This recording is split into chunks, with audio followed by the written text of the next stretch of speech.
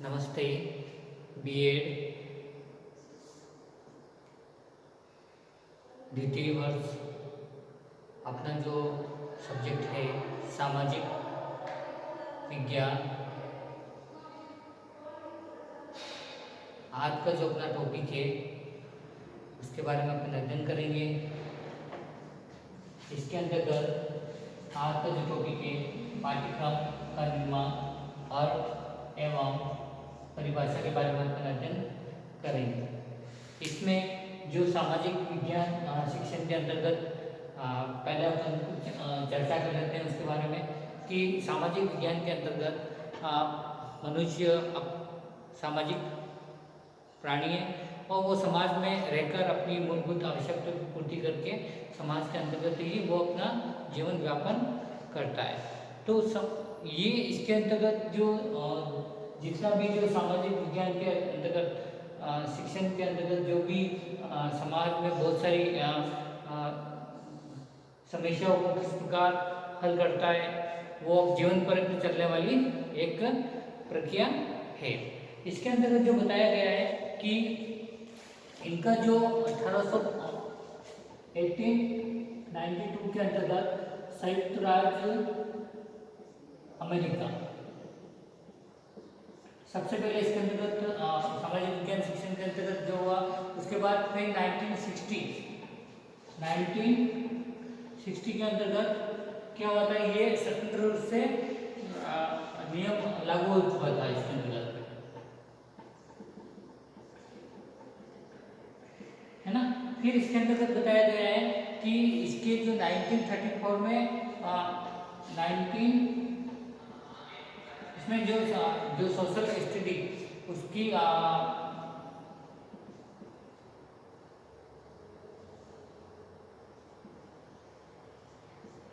इसके अंतर्गत लागू सामाजिक विज्ञान शिक्षण के अंतर्गत ये बताया गया है ना। ये जो कौन सा जो सन है 1892 के संयुक्त राज्य अमेरिका, उसके बाद 1960 के स्वतंत्र नियम लागू हो चुका था।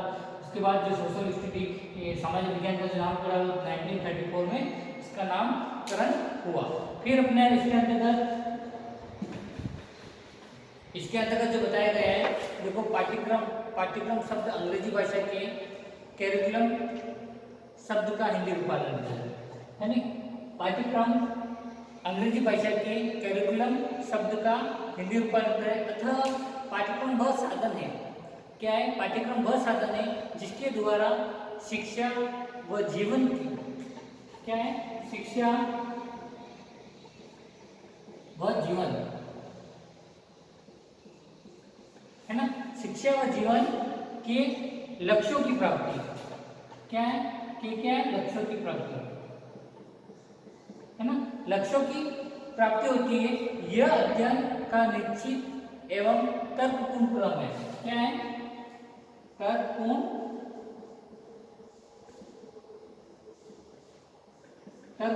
क्रम है। और इसके अंतर्गत जिसमें जो माध्यम से शिक्षार्थी के व्यक्तित्व का विकास होता है, किसका होता है? शिक्षार्थी का व्यक्तित्व का विकास होता है।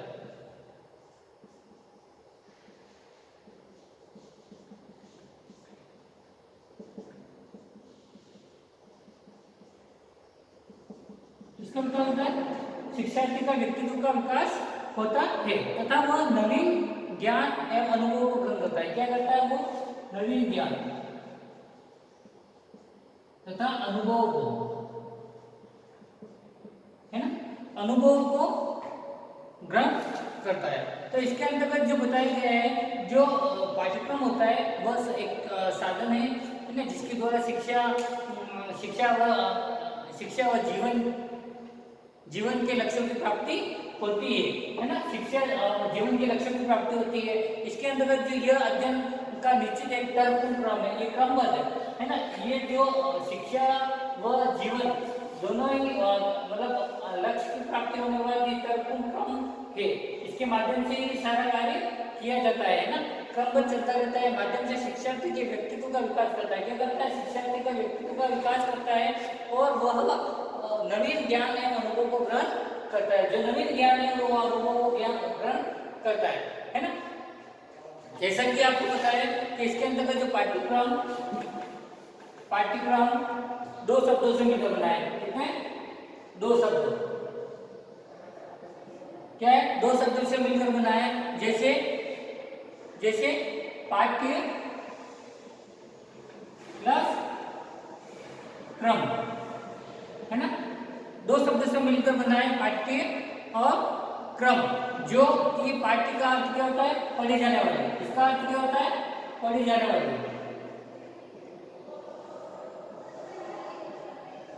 है ना? पढ़ी जाने वाली। और उसके बाद पढ़े जाने वाली, है ना? पढ़ी जाने वाली विषय वस्तु,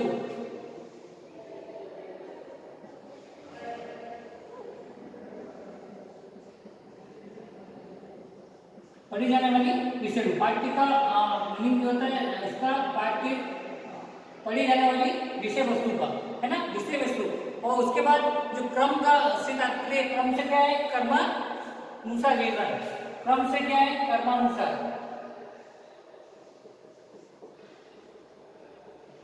है ना? क्या है? कर्मानुसार विवरण। तो क्या हुआ? दोनों को मिलकर क्या हुआ कि क्रम अनुसार विवरण पढ़ी जाने वाली, है ना? तो दोनों का क्या हुआ कि पढ़ी जाने वाली विषय वस्तु कर्मानुसार विवरण। तो इसके अंदर जो बताया गया, इसका अर्थ होता है पढ़ी जाने वाली विषय वस्तु का कर्मानुसार विवरण। तो पाठ्यक्रम का प्रयोग किसी मानक उपाधि, क्या है? पाठ्यक्रम का प्रयोग किसी मानक उपाधि, क्या है? मानक।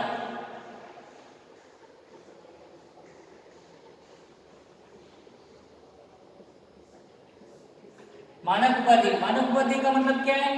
प्राप्त करने के लिए किया जाता है। और मानक उपाधि का मतलब ये, जैसे कि आप बीएड की डिग्री हासिल करनी है कर्मानुसार, है ना? बीएड की डिग्री हासिल करनी है तो कर्मानुसार आपको अध्ययन करना पड़ेगा। आपको, है ना, ग्रेजुएशन करना पड़ेगा। ग्रेजुएशन करने के बाद आपको बीएड करनी पड़ती है ना? तो ये एक माध्यम है, क्रम है, और क्रमानुसार आपको चलना पड़ता है, तभी तो डिग्री प्राप्त होगी। बात कहाँ से होगी? तो यह व्यक्तित्व को आवश्यकताओं तथा देश काल परिस्थितियों के अनुसार तैयार किया जाता है ना? जैसे कि बाल विकास, इसमें जैसे कि पहला बाल विकास, फिर सेकंड क्या होता है? पाठ्य पुस्तक। उसके बाद थर्ड क्या होता है ना? टीचिंग के बारे में,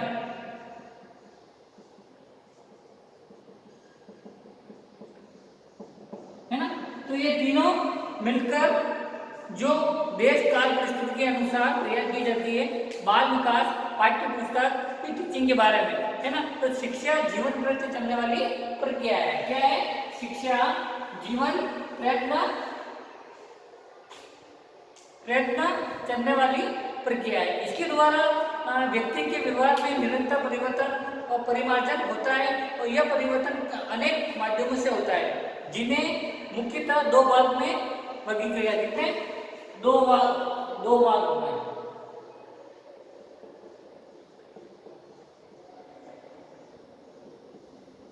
है ना? तो 2 भागों में वर्गीकृत किया गया है। पहला क्या है? औपचारिक शिक्षा,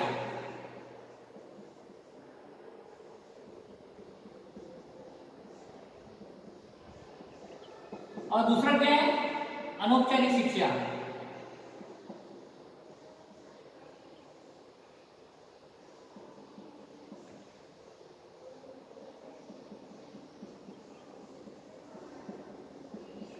है ना?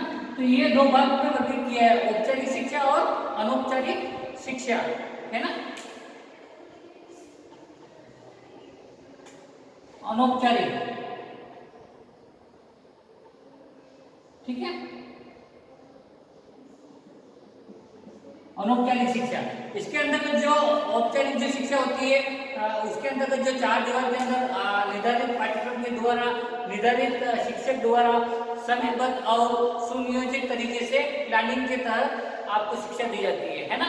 कोई भी जो शिक्षा दी जाती है चार दीवारों के अंतर्गत जो निर्धारित पाठ्यक्रम के द्वारा, जो निर्धारित पाठ्यक्रम के द्वारा, उसमें निर्धारित शिक्षक के द्वारा, जो शिक्षक होते हैं उसके द्वारा समयबद्ध और सुनियोजित तरीके से प्लानिंग, कोई भी चीज प्लानिंग के तहत आपको शिक्षा दी जाती है ना। उसके बाद इसी के अंतर्गत जो बताया कि औपचारिक शिक्षा जैसे कि उद्देश्यपूर्ण होती है ना, उसके अंतर्गत जो आपको जैसे कि एक शिक्षक बनना है ना, तो आपको बीएड की डिग्री लेनी होगी, तो बीएड की डिग्री लेनी है तो आपको ग्रेजुएशन करना ही है ना।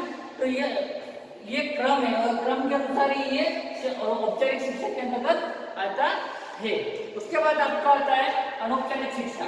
इसके अंदर जो बताया गया है, जैसे माता पिता है ना, भाई बहन समाज के द्वारा शिक्षा दी जाती है, वो अनौपचारिक शिक्षा के अंतर्गत आता है ना। जैसे उदाहरण देख लो कि आप कपड़ा जो पहनना कौन सिखाता है, माता पिता ही सिखाते हैं है ना। तो कोई भी एक शिक्षक के दो, तो ये इसके अंदर अनौपचारिक शिक्षा के अंतर्गत आता है। फिर अपना आता है इसी के अंतर्गत जैसा कि शिक्षा के दो धारा है, शिक्षा के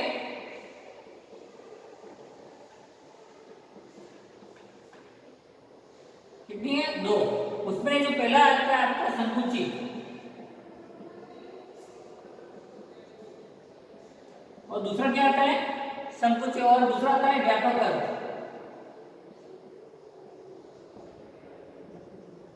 है ना। तो संकुचित अर्थ और व्यापक अर्थ, इसके अंतर्गत जो संकुचित अर्थ है, जो स्कूल शिक्षा, पुस्तकालय ज्ञान है ना, ये इसके संकुचित अर्थ है, पुस्तकालय और है ना स्कूली शिक्षा, उसके अंतर्गत जो संकुचित अर्थ है। और व्यापक अर्थ के अंतर्गत क्या आता है, जो सभी अनुभव, विद्यालय, बाहरी वातावरण है ना, और जीवन भर चलने वाली प्रक्रिया, जीवन भर जैसे पढ़ने वाली शिक्षा है, उसके बाद व्यापक अर्थ के अंतर्गत आता है। ठीक है। फिर इसके अंदर जैसे कि विद्यार्थी अपना विकास करता है, और यदि शिक्षा की तुलना दौड़ से की जाए, किससे की जाए, शिक्षा की तुलना किससे की जाए, दौड़ से, है ना। शिक्षा की तुलना दौड़ से की जाए तो पाठ्यक्रम उस दौड़ का मैदान के समान है। क्या है पाठ्यक्रम, क्या है, किसके समान है, दौड़ के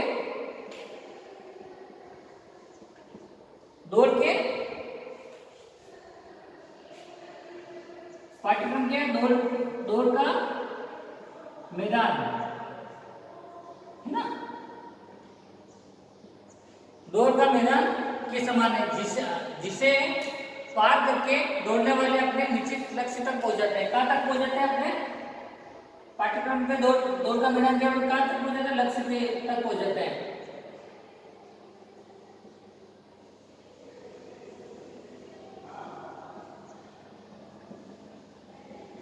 है ना। तो ये इसके अंतर्गत फिर अपनी जो एक परिभाषा आती है माध्यमिक शिक्षा आयोग के अनुसार, है ना, ये एक परिभाषा है माध्यमिक शिक्षा आयोग के अनुसार, पाठ्यक्रम से तात्पर्य परंपरागत ढंग से विभिन्न विषयों का ज्ञान कराना ही नहीं है, वरन यह तो अनुभव की समग्रता अथवा योग्यता है। क्या बताया इसमें माध्यमिक शिक्षा के अंतर्गत कि पाठ्यक्रम से तात्पर्य परंपरागत ढंग से विभिन्न विषयों का ज्ञान कराना ही नहीं है, वरन यह तो अनुभव की समग्र अथवा योग्यता है। इसी के अंतर्गत जो आगे बताया गया है, इस योग्यता समग्रता को छात्र विद्यालय, क्या है, विद्यालय, कक्षा, पुस्तकालय, प्रयोगशाला, कार्यशाला, क्रीड़ांगन आदि, इसी के अंतर्गत वो विद्यालय के अंतर्गत वो पाठ्यक्रम से माध्यम से वो शिक्षा ग्रहण करता है ना। तो ये छात्र विद्यालय, कक्षा, पुस्तकालय, प्रयोगशाला, कार्यशाला, क्रीड़ांगन आदि, इसी में चलने वाली क्रियाओं के माध्यम से प्राप्त करता है ना। ये सारी जो शिक्षा को प्राप्त करता है क्रिया के माध्यम से, ये इसी के अंतर्गत ये प्राप्त करता है। और इसी प्रकार विद्यालय का संपूर्ण वातावरण क्या है, विद्यालय का जो संपूर्ण जो वातावरण ही, जो विद्यालय का जो संपूर्ण वातावरण ही पाठ्यक्रम बन जाता है। क्या बन जाता है, पाठ्यक्रम बन जाता है। क्या बन जाता है, पाठ्यक्रम बन जाता है ना। तो ये सारी चीज इसके अंतर्गत विद्यालय का जो संपूर्ण जो वातावरण के अनुकूल है ना, जो पूरा पाठ्यक्रम बन जाता है, जो छात्र के जीवन के प्रत्येक पहलू को स्पर्श करता है और उनके व्यक्तित्व को संतुलित करता है ना। तो ये मार्गदर्शी शिक्षा आयोग के अनुसार ये परिभाषा दी गई है, इसको अच्छे से देख लेना, है ना। एक परिभाषा एक और है, जैसे कि सामाजिक विज्ञान के अंतर्गत इसमें जो बताया गया है, सामाजिक विज्ञान मानव समाज का अध्ययन करने वाली शैक्षिक विद्या है ना। क्या है सामाजिक विज्ञान मानव समाज का अध्ययन करने वाली शैक्षिक विद्या है और प्राकृतिक विज्ञानों के अतिरिक्त अन्य जो विषयों का एक सामूहिक नाम है। क्या है सामूहिक नाम है सामाजिक विज्ञान। क्या है सामाजिक विज्ञान,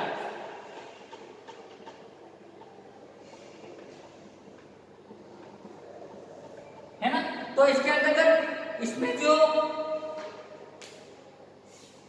जो विषय आते हैं, नरविज्ञान, पुरातत्व, अर्थशास्त्र, भूगोल, इतिहास, विधि, भाषा विज्ञान, राजनीति शास्त्र, समाजशास्त्र, अंतर्राष्ट्रीय अध्ययन और संचार आदि विषयों को सम्मिलित किया जाता है। सबको सम्मिलित करने के बाद सामाजिक विज्ञान के अंतर्गत ये एक सामूहिक नाम के अंतर्गत आता है।